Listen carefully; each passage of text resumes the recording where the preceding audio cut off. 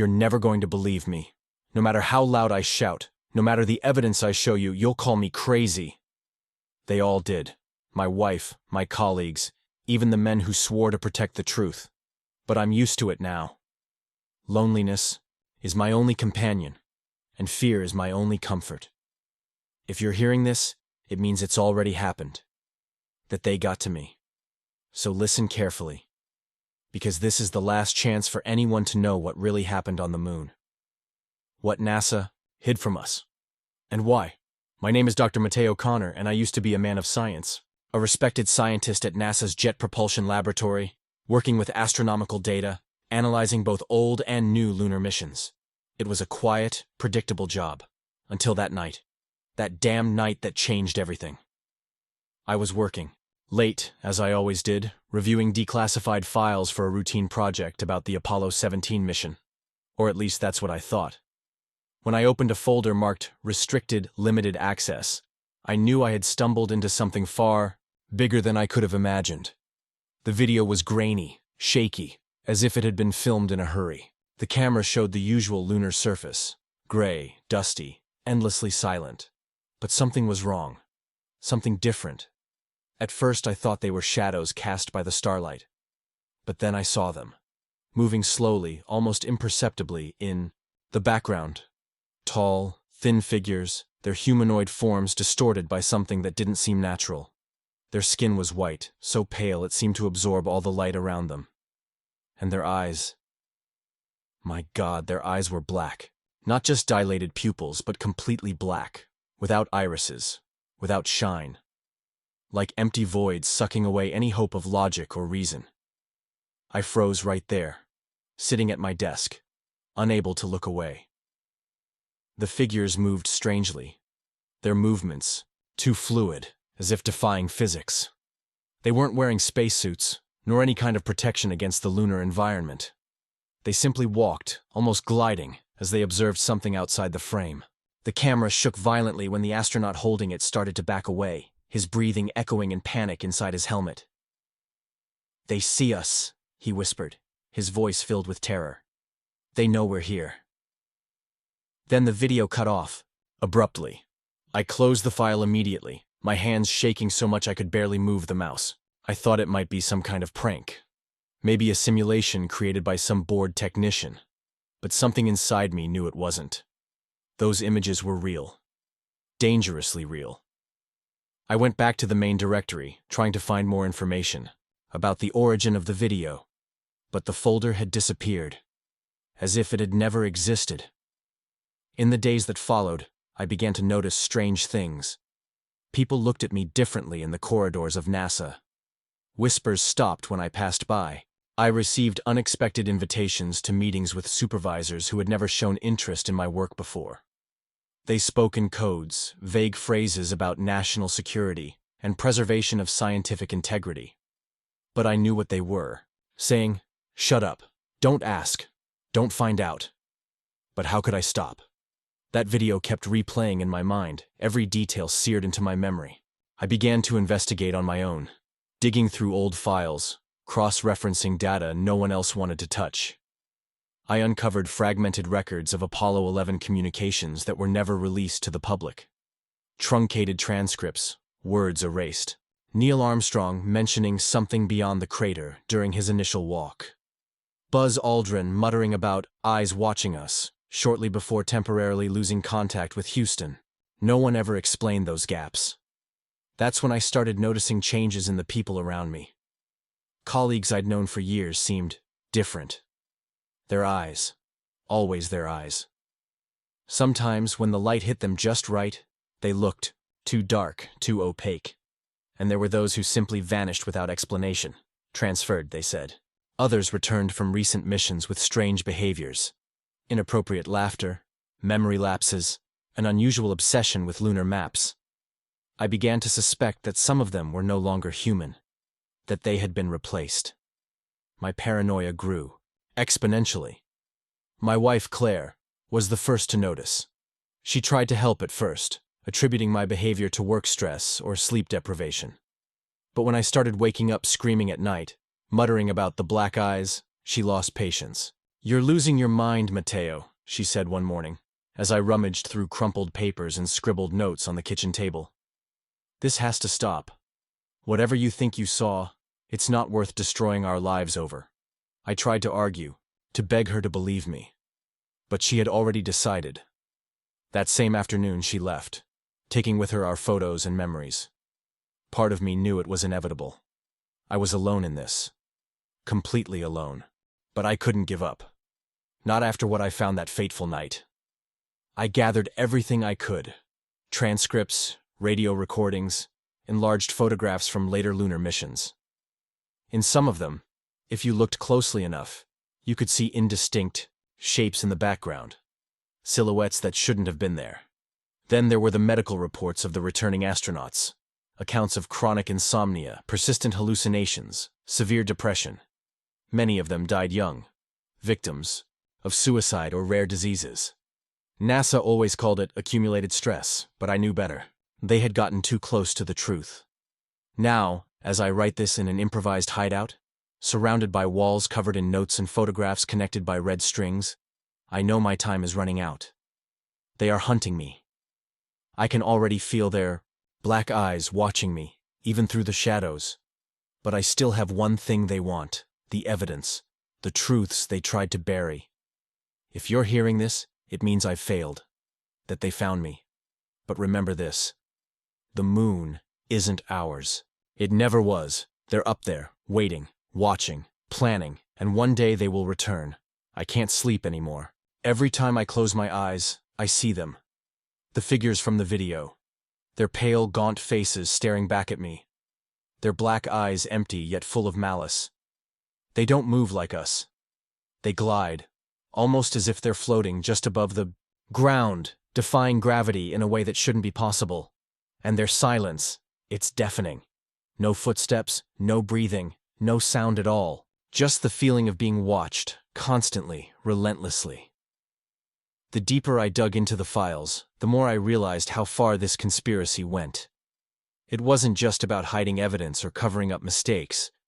The Apollo missions weren't explorations. They were encounters. Encounters with something, or someone, that didn't want to be found. At first I thought it was paranoia. Maybe the stress had finally gotten to me. But then I started noticing patterns, connections between events that seemed unrelated at first glance. Astronauts who disappeared under mysterious circumstances. Researchers who abruptly left their positions without explanation.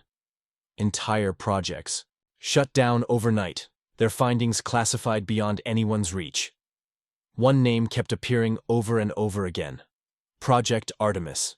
It wasn't listed in any official NASA database, but fragments of its existence surfaced in memos and encrypted emails I managed to recover. The project was supposedly abandoned in the late 1970s after unforeseen complications. But what complications?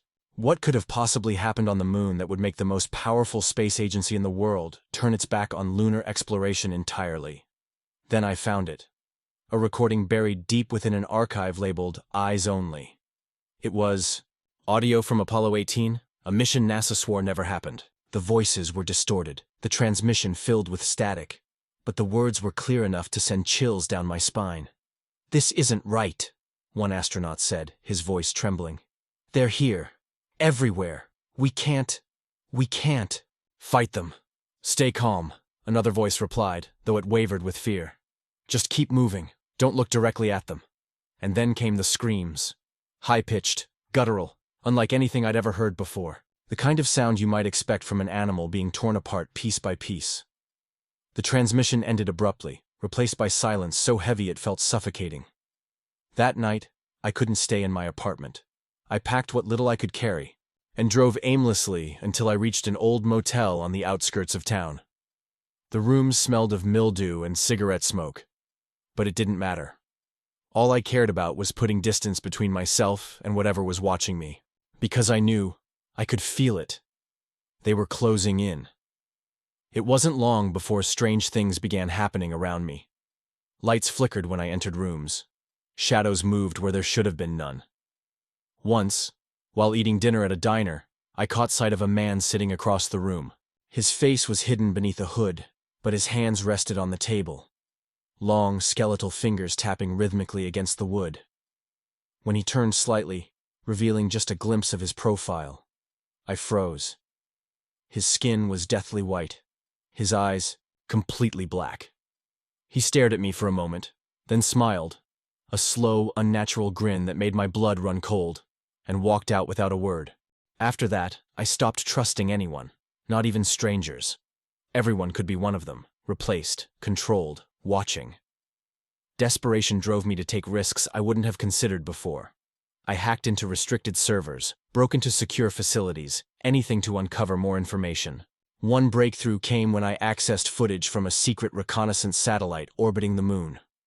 The images were grainy, taken from thousands of miles away, but they showed something impossible. Structures, buildings, towers, spires rising from the surface of the moon like jagged teeth. They weren't natural formations. They were too symmetrical, too deliberate. Someone, or something, had built them.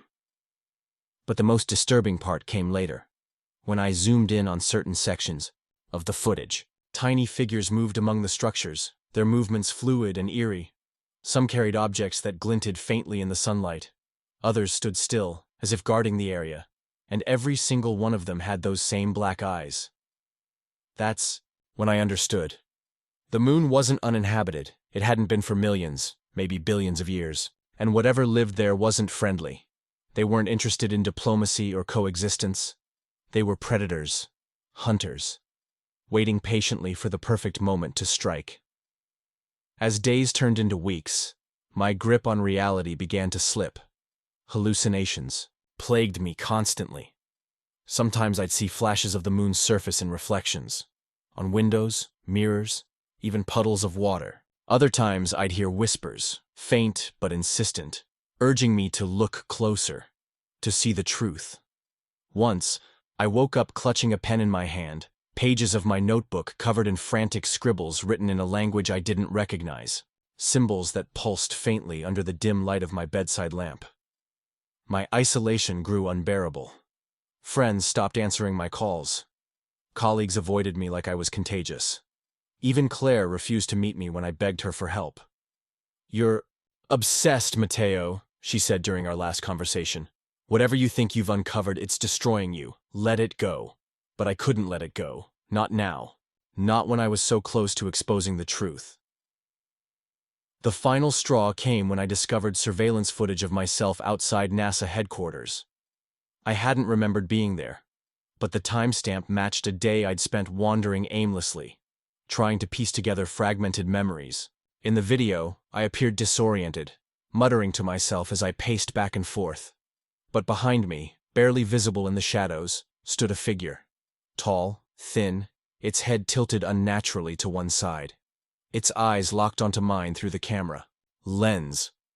I deleted the footage immediately, my heart pounding in my chest. They were inside my mind, inside my memories. They knew everything I knew, and worse, they knew how to manipulate me, how to push me closer to the edge. If you're hearing this, then I've already crossed that line. There's no coming back from what I've seen, from what I've learned. The people of the moon aren't just hostile. They're planning something. Something big. And the worst part? I'm not sure humanity will survive it. The line between reality and delusion has blurred beyond recognition. I don't know what's real anymore. Or maybe I do, and that's the problem. The truth is worse than any hallucination, more terrifying than any nightmare. It's not just paranoia, it's knowledge. Knowledge that burns like acid in my veins, eating away at everything I thought I understood about the universe. And the more I learn, the less I feel like myself. I've started seeing them everywhere now. Not just in reflections or shadows, but in crowds, on television screens, even in photographs taken decades ago. Their presence is subtle, almost imperceptible, unless you're looking for it. A flicker of movement in the corner of a frame, an unnatural tilt of the head, eyes that are too dark, too empty. At first, I tried to mark their appearances, circling faces in old photos, annotating timestamps in videos, but it became overwhelming. They're everywhere, always watching, always waiting. One night, while poring over classified documents, stolen from a decommissioned NASA facility, I found something that made my blood run cold. A transcript of a debriefing session with an Apollo astronaut named Lieutenant James Hargrove. He was part of a secret mission to the moon in the early 1970s, a mission that never officially existed. According to the document, Hargrove returned to Earth profoundly changed. His colleagues described him as detached, emotionless, and obsessed with patterns. When questioned about his experiences, he spoke cryptically of the others and their long game. "They don't think like us," he said during the debriefing. "They don't see time the way we do. To them, centuries are moments, millennia are breaths, and they've been planning this, whatever it is, for longer than we can comprehend." "What exactly are they planning?" one of the interrogators asked. Hargrove hesitated before answering, his voice barely above a whisper. "Replacement." That single word sent shivers down my spine. Replacement. Not invasion. Not destruction. Something far more insidious. They weren't here to conquer humanity. They were here to replace us. Slowly, methodically, infiltrating our society until there was nothing left of the original. That's why some astronauts came back different. That's why certain people around me seemed off. They weren't human anymore. But the most chilling part of the transcript came at the end. When asked how the others communicated, Hargrove replied, "Through silence.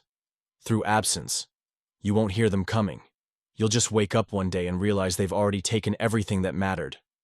After reading that, I couldn't stay in the motel room any longer. Every creak of the floorboards sounded like footsteps. Every shadow felt alive, shifting and twisting when I wasn't looking directly at it. I packed my things and drove aimlessly again, unsure of where to go or who to trust. The road stretched endlessly ahead of me, illuminated only by the faint glow of the dashboard lights. Outside, the world was dark and silent, as if holding its breath. It was during one of these drives that I saw her, the woman standing alone on the side of the highway. She wore a long white dress, her hair flowing unnaturally despite the lack of wind. Her skin was pale, almost translucent, and her eyes, those black, soulless eyes, stared straight into mine as I passed. My foot slammed on the brakes instinctively, skidding to a stop on the deserted road. By the time I turned around, she was gone. I told myself it was exhaustion, stress, anything but the truth. But deep down, I knew better. They were testing me, pushing me closer to breaking point. And I was failing miserably. Back at another cheap motel, I began piecing together the final pieces of the puzzle. Using fragments of data from Project Artemis and other classified missions, I created a timeline. A map of their movements, their strategies. It all pointed to one conclusion. The moon wasn't just home to the others. It was their staging ground, a base of operations for their infiltration of Earth. The structures I'd seen in the satellite footage weren't ruins. They were active, thriving, growing. And then there were the coordinates, hidden within layers of encrypted code, buried so deeply that no one without obsessive determination would have found them. A specific location on the far side of the moon, shielded from prying eyes on Earth. The epicenter of their activity. Whatever was happening there, it was central to their plan, central to their survival, and ours. As I stared at the numbers, scrawled across my notebook, a wave of clarity washed over me. This was it. The key to exposing the truth. If I could get someone, anyone, to investigate those coordinates, maybe, just maybe, I could prove that I wasn't crazy. That the danger was real. But who would believe me?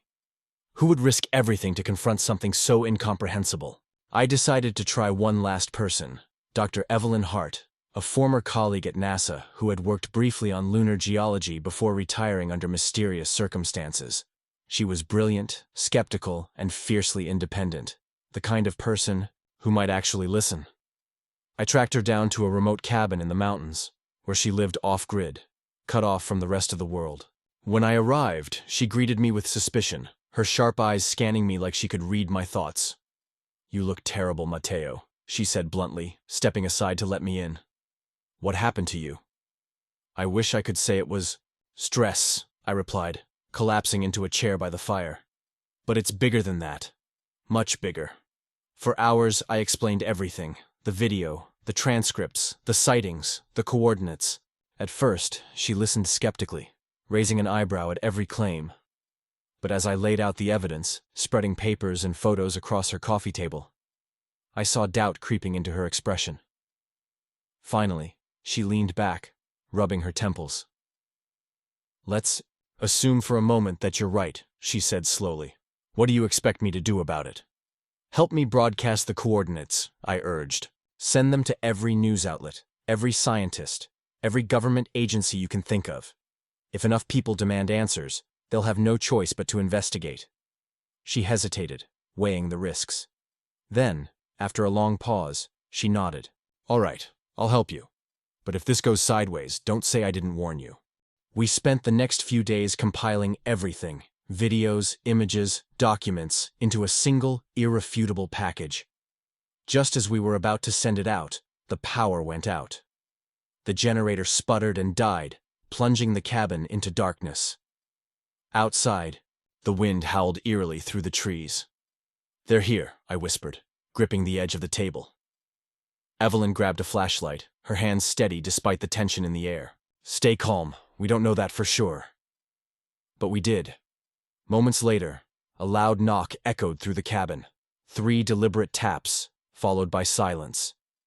Neither of us moved. The knocking came again, louder this time. Closer.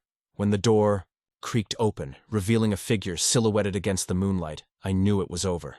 Their eyes gleamed in the darkness, locking onto mine with predatory precision. "They've found us," Evelyn breathed, backing away slowly, and then everything went black. When I woke up, I was somewhere else. Somewhere cold. The air smelled metallic, sterile, like the inside of a machine that had been dormant for centuries and just powered on again. My head throbbed with a pain so intense it felt like my skull was splitting open. Blinking against the harsh fluorescent light above me, I tried to move, but my wrists and ankles were bound to a chair. No, not a chair. A table. Smooth, metallic, and unnervingly familiar. Like something you'd see in a lab designed for experiments too horrific to contemplate.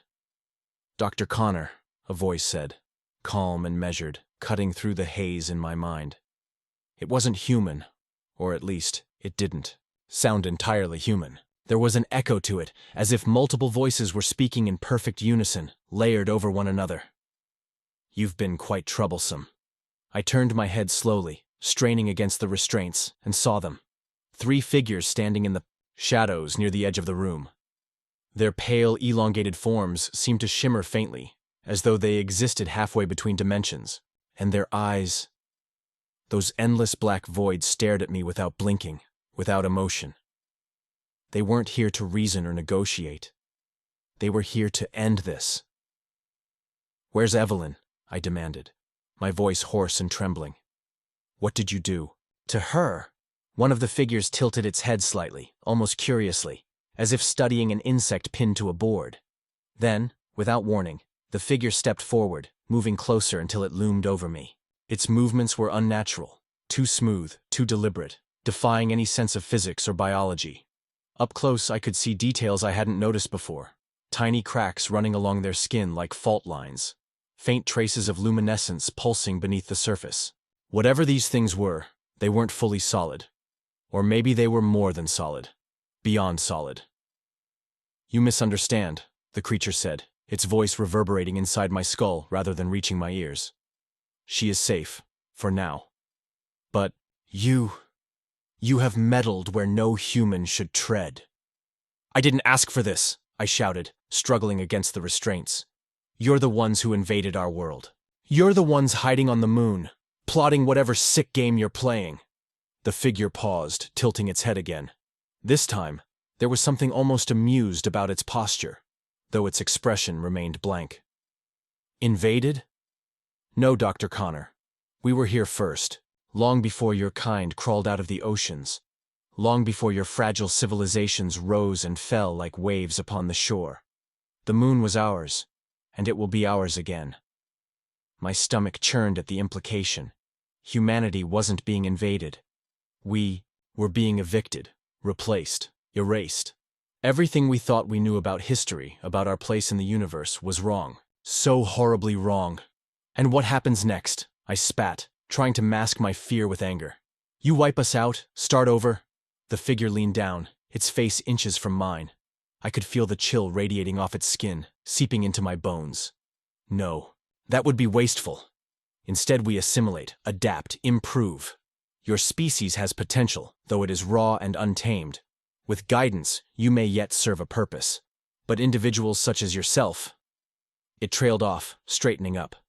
Individuals who resist, who seek to expose truths better left buried, they cannot be allowed to persist.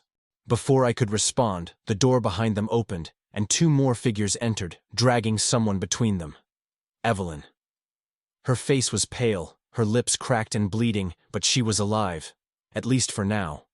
She looked at me briefly, her eyes filled with a mixture of terror and guilt, before averting her gaze. Evelyn helped us find you, one of the new figures said, its tone indifferent. In exchange, we promised her safety. Humans are predictable creatures, driven by self-preservation above all else. No, Evelyn whispered, shaking her head. I didn't mean for this to happen. I just wanted— Silence, the lead figure commanded, raising a hand. Evelyn froze instantly, her body rigid as if paralyzed. Tears streamed down her face, but she made no sound. I wanted to scream, to curse them, to fight back in some futile gesture of defiance, but I couldn't. Not while strapped to this table, helpless and outnumbered. All I could do was watch as the figures conferred quietly among themselves, their voices blending together in a low hum that vibrated through the room. Finally, the leader turned back to me. Your knowledge poses a threat. However, it also presents an opportunity. You will share what you have learned, not publicly, as you intended, but with us. Every document, every recording, every fragment of data must be surrendered. In return, your death will be swift, painless. And if I refuse? I asked, though I already knew the answer. The figure smiled, a grotesque imitation of a human expression, revealing rows of jagged teeth that shouldn't fit inside its mouth. Then we will extract the information ourselves. And trust me, Dr. Connor, you do not want that. They left me there, alone with Evelyn, whose silent tears spoke volumes. Hours passed, or maybe minutes. Time lost all meaning in that sterile, alien environment. Eventually, the figures returned, carrying equipment that looked both ancient and futuristic. Tubes, wires, needles, instruments designed for purposes I couldn't begin to fathom. As they prepared to begin, I closed my eyes, focusing on the memories I still carried. The videos, the transcripts, the coordinates. If I died here, then so be it. But I wouldn't let them take everything. Not willingly, because even in the darkest moments, hope flickers like a dying flame. Hope that someone, somewhere might hear my story, might piece together the fragments I left behind, might realize the truth before it's too late. And if humanity stands a chance, it won't be because of me. It'll be because of those who come after. The extraction began. Or at least, that's what I assumed it was. Though calling it extraction feels too clinical, too detached from the reality of what they did to me. It wasn't just information they were taking. It was pieces of my mind, fragments of my soul. Needles pierced my skin, not drawing blood, but something else. Something darker, more primal. Memories spilled out of me like smoke, curling and dissipating into the air before being absorbed by the machines surrounding me. Flashes of images assaulted my consciousness. The Apollo missions, the moon's surface, the black-eyed figures, moving silently in the shadows. My own face stared back at me, pale and gaunt, as if reflected in water rippling with unseen currents. I wanted to scream, to fight, to beg them to stop, but I couldn't. My body had become a vessel, an instrument for their purpose. The pain wasn't physical, it was existential, a tearing apart of everything that made me human. And yet, amidst the agony, there were moments of clarity, glimpses of understanding so profound they felt like madness. I saw timelines stretching backward and forward, civilizations rising and falling like waves on an eternal shore. I saw the others, not as invaders or conquerors, but as shepherds, guardians of a cycle older than stars, tasked with pruning those who failed to evolve, who refused to adapt. They don't hate us, Evelyn whispered suddenly, her voice trembling. She was still standing near the doorway, her body rigid, her eyes wide with terror. They don't even care about us. We're insignificant, like insects. Insignificant, I managed to croak, my throat raw and dry. Then why bother? Why come here at all? Because you found them, she replied, tears streaming down her face. You looked where you weren't supposed to look. You asked questions you weren't meant to ask. They can't let that stand. Her words hung in the air, heavy and final. As much as I hated to admit it, she was right. This wasn't about revenge or malice. It was about control, about maintaining the balance.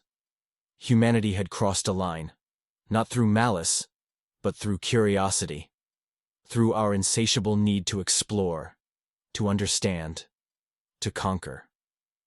And now, we were paying the price. The process continued, relentless and unyielding. Each memory torn from me left a void, a hollow space filled with whispers that weren't mine. They spoke of cycles and patterns, of inevitabilities and destinies, of how every species reaches a point of reckoning, a moment when it must either transcend or perish.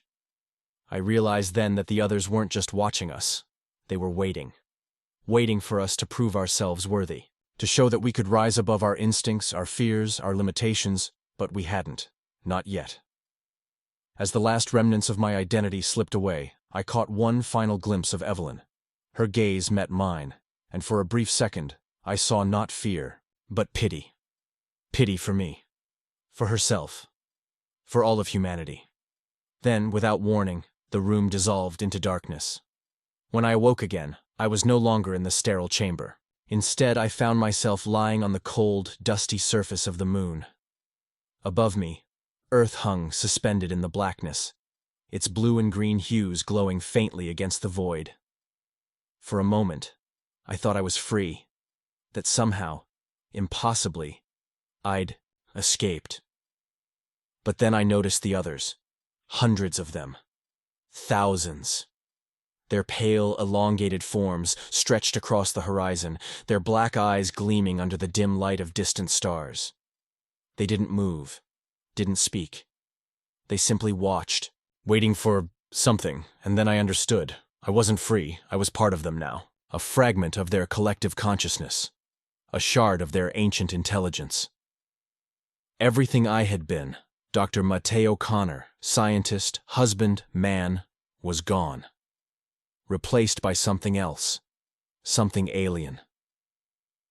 The whispers returned, louder this time, overlapping in a symphony of voices that drowned out all other sound. They weren't hostile, they were guiding, leading me toward a truth so vast, so incomprehensible, that my former self would have rejected it outright. The truth was this: humanity's time was ending. Not because the others willed it, but because we had failed to evolve, failed to see beyond ourselves, beyond our petty wars and ambitions, beyond the illusion of separation. In the distance, I saw the structures, the jagged towers and spires that marked the other's domain.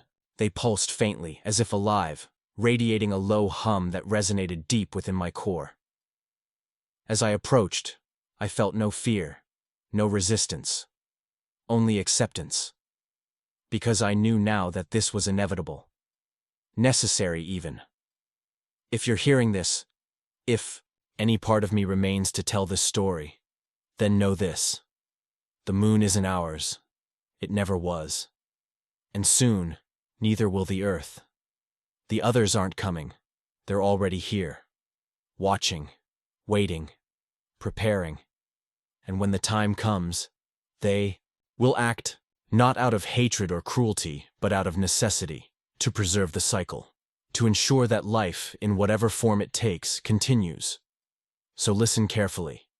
Look up at the night sky and remember, the moon is watching, and one day it will decide our fate.